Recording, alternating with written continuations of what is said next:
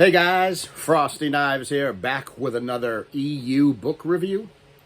And today we're going to be taking a look at the second book in the Timothy Zahn written trilogy of Star Wars books. Today we are going to be taking a look at Star Wars Allegiance. There's the cover of the front, and on the back we get a picture of Mara Jade. Now, this book takes place canonically 3 months after the Battle of Yavin.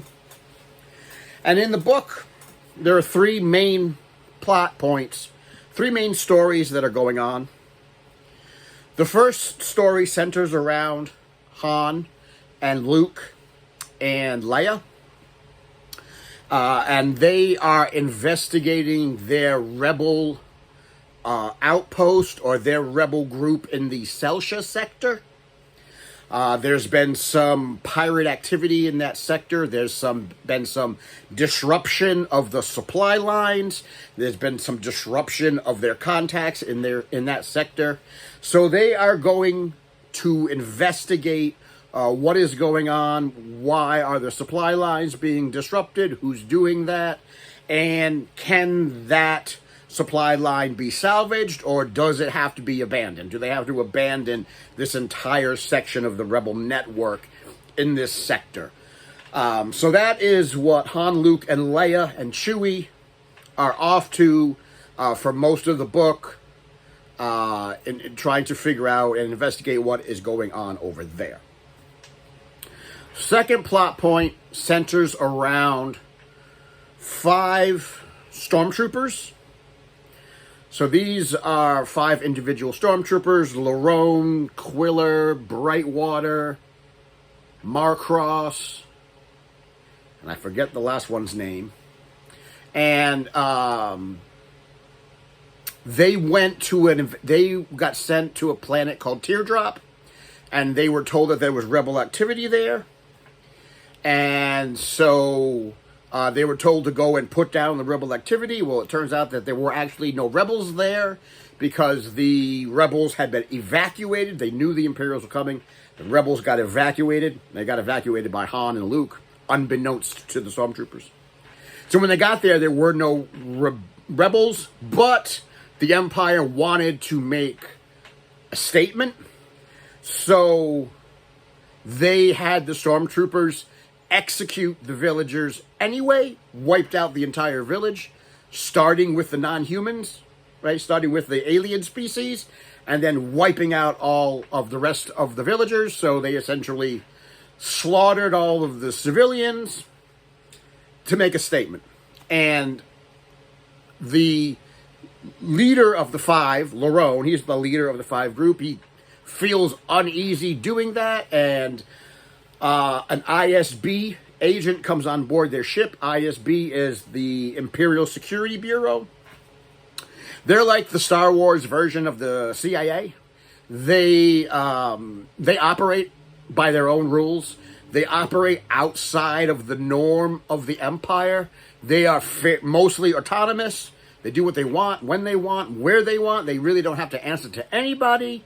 They're like the secret black ops of the Imperials, who answers to no one, and they wind up doing jobs and missions that nobody else wants to do or nobody else knows about. So that's where they sit on the Imperial command chain. They're basically their own unit. And Larone winds up assassinating or killing the leader of the ISB that comes on board. And, of course, that is a felony, right? That is cause for the death penalty, because you have now murdered a Imperial officer. And so the 5 stormtroopers decide to desert. They go off on their own. They escape the ship, and they They steal an ISB ship and they're off. And they take off. They desert from the Empire. They don't really turn their backs on the Empire. They still believe in the Empire and what the Empire stands for. They're not completely treasonous. Like, they're not going to join the rebellion, but they're beginning to see that maybe some of the things that the Empire is doing is not really on the up and up. Like, ever since the destruction of Alderaan, people are starting to question the Empire and starting to question some of the Empire's motives and some of the Empire's actions. And that's what is going on with these 5 stormtroopers. They're not really complete deserters because they still believe in the rule of law and law and order.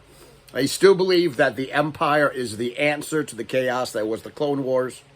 But they're starting to question, and they know that they're probably going to be put to death because of what they did. So they're off. They're off and running. And the Empire, here and there, there's a little chatter that the Empire is looking for them.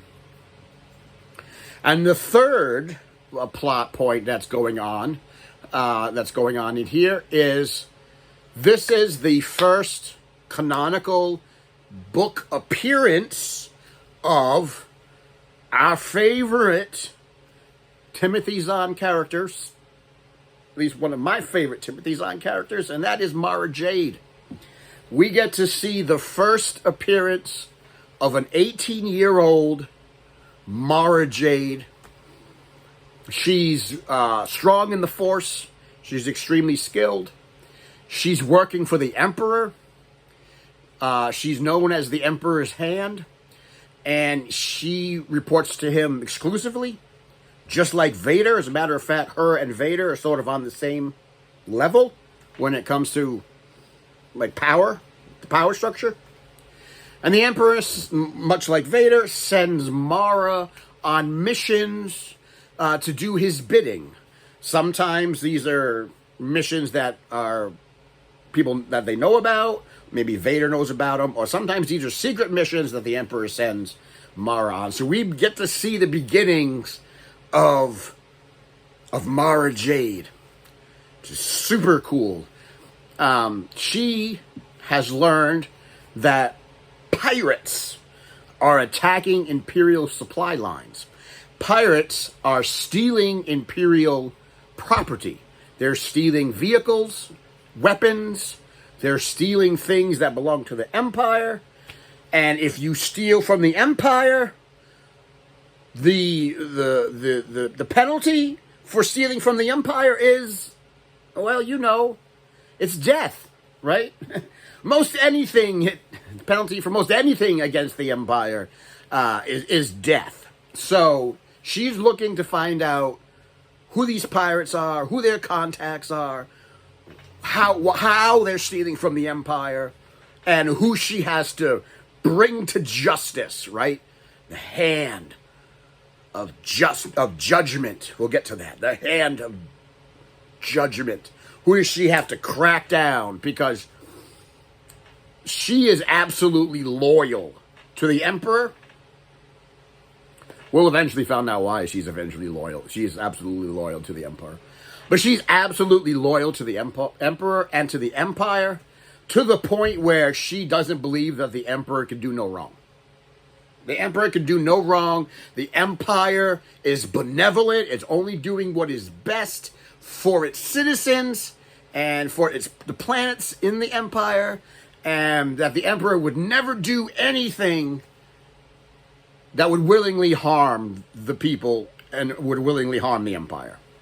She's young, she's naive, and she believes wholeheartedly in her mission and her mentor, Mr. Papa Palpatine. So, we get to see that. And these are the 3 stories that go through the book that are sort of interwoven. One of the things that Timothy Zahn does a good job of, because we know, as readers who may have read some of these books before, we know that Mara Jade and Luke and Han and Leia, they don't officially meet until Heir to the Empire. which is going to take place years from now, right? Years from this book. So there's always that idea of, well, we can't have these people meet early because they don't know who they are until this further future point in time. And so even though all of these people are sort of crossing paths, right? They are crossing some of the same paths and going through the same planets. They don't actually meet each other, and that's very good. I think Timothy Zahn made a very cognizant effort to make sure that Mara Jade stayed in the shadows, made sure that Luke and Han and Leia they didn't run across each other. He didn't write any contradictions, which was really, really good, because what we get to see is the beginnings of all of this. And that's really like two of the big plot points that I liked about this book. One, the book, like the title, it's all about allegiance, right? Who are you loyal to? Mara Jade, she's completely loyal to the Empire, to Emperor Palpatine. And she's devoted. So her allegiance is squarely in his corner. The 5 stormtroopers, see, they're waffling. They eventually become known as the Hand of Judgment, and they eventually get commandeered or conscripted by Mara in her quest to find the pirates. So, towards the end of the book, she needs sort of help, and she conscripts this platoon of stormtroopers. She doesn't know they're deserters. She doesn't know until the end. And they started calling themselves the Hand of Judgment like halfway through the book. So she gets the use of... So the Emperor's Hand gets her own platoon called the Hand of Judgment to help her with her missions. Which is kind of funny because she made a snarky comment to Vader about that. And he's like, where did you get this platoon of troopers? You're not supposed to have that. And she's like, listen, buddy, you walking vending machine.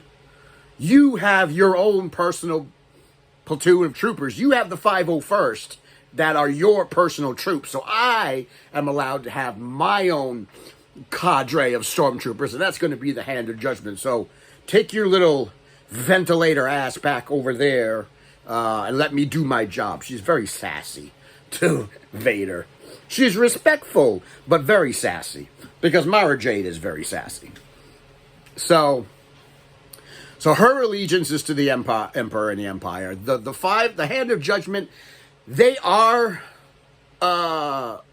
their allegiance is still to the Empire. They still believe in what the Empire does, but their allegiance has been a little shaken. It's been shaken by the destruction of Alderaan. It's been shaken by the massacre at Teardrop, and they're starting to think that maybe the Empire is slipping into this territory where it's going to start doing some really horrendous and egregious activities. And what are we going to do if the Empire that we have pledged our life to goes this route? What do we do, right? We don't want to defect because they still believe in it. So they're caught in that little gray area. And then you have the rebels. Then you have Leia and Han and Luke. And Luke is wholeheartedly in Leia's corner. And so is Chewie, right? They are ready to devote their time to the cause. They are ready to throw their lot in with the rebellion. Luke is still very young. He's still learning the Force, still learning how to use his lightsaber, still is talking to Obi-Wan in his ghostly form. He will continue to talk to Obi-Wan for a long time. As a matter of fact, he will continue to talk to Obi-Wan until Heir to the Empire. There will come a time where Luke will no longer hear Obi-Wan, but for now and for many years to come, Obi-Wan is still there, talking to him, trying to help him with the Force, help him how to use his powers and his lightsaber and all of this stuff. So we get a young Luke who's still learning what he can do with his powers, still learning how to use the lightsaber, but he's 100% in the rebellion's corner. He believes that's where he's being led to go. And then there's Han, who he's still waffling, right? He's on the fence. he's not ready to fully commit to the Empire. I mean, to the rebellion, because he still wants to be his own boss and his own man. And Leia is still trying to get him to join because of his contacts and because of his abilities and because of the skills that he has. And he's just not ready to do that. But at the end of the book, they have a very interesting conversation. And she says, basically, to Han, maybe you don't have to commit yourself to a cause. You don't have to commit yourself to a large group. Maybe all you have to do right now is commit yourself to one person and see how that goes. And of course, Han thinks she means her, right? And he's thinking, well, yeah, I could commit myself to Leia. Like he's thinking that. And of course, she's trying to say, why don't you commit to Chewie? Because he's your best friend and he wants to join the rebellion because the Empire has been terrible to his people. And so at the end of the book, Han says, yeah, I don't have to fully commit, but I can commit to one person and I can help my best friend out. And so by the end of the book, he's sort of 99% right there in the cause of the rebellion.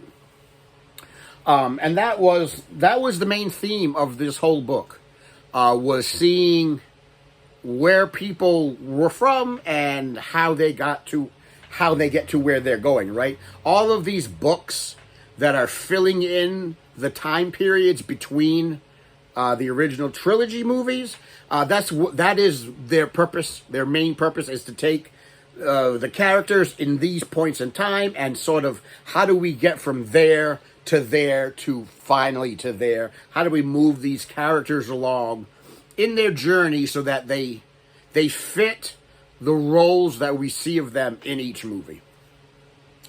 So that was good. It was nice to see all of these people at a very young point in their careers. It's really cool to see the beginning of Mara Jade's career, where she's going from here as the Emperor's Hand. It's good to see Luke continuing his training and his journey as a Jedi. Good to see Han's journey. And it's good to see how everything sort of gets, how everybody sort of gets to where they're going. I enjoyed this book quite a lot. It's sort of a thinnish book, not too hard to read. It's pretty fast-paced. Quite a bit of action in there to keep people interested. I gave it a 4 on Goodreads. I don't think it's one of the best Timothy Zahn Star Wars books, but it's certainly not one of the worst. It's certainly a good read. It's certainly, I think, well worth picking up, especially if you're a Zahn fan or a Star Wars fan or a Zahn Star Wars fan.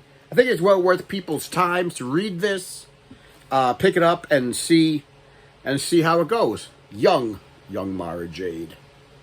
Looking forward to seeing more stories about Mara Jade. And that's going to be the next book that we're going to read. We are going to read the third book in the Timothy Zahn written batch of stories, of novels, and that is Choices of One, which is another Mara Jade story. And if you are a fan of Mara Jade, these books are well worth your time. These books are well written. And these books give some really nice backstory into her career and her early life before we get to see her in Heir to the Empire. Guys, that's my review of Star Wars Allegiance, a solid 4-star read by Timothy Zahn. Not a terrible cover, one of the better covers, but passable, not terrible. Bunch of stormtroopers. That's the Hand of Judgment. And that's Mara Jade. And that's my review of Allegiance. So guys, what did you think? Have you read it? Did you like it? Do you like the Zahn novels? Which Zahn novels do you like? Which ones do you think are the best? And which ones do you not like? Which ones do you think aren't as good as some of his other stuff? Or maybe you don't like Zahn at all. Maybe you've never read a Zahn novel. Let me know down in the comments below. And as always, if you liked the video, give it a thumbs up, give it a subscribe, pass it around, tell your friends, tell your enemies, tell the people who really love The Emperor's Hand that there's a nice book to read. And until next time, thank you for coming to my TED Talk. And as always, I will see you in the next review.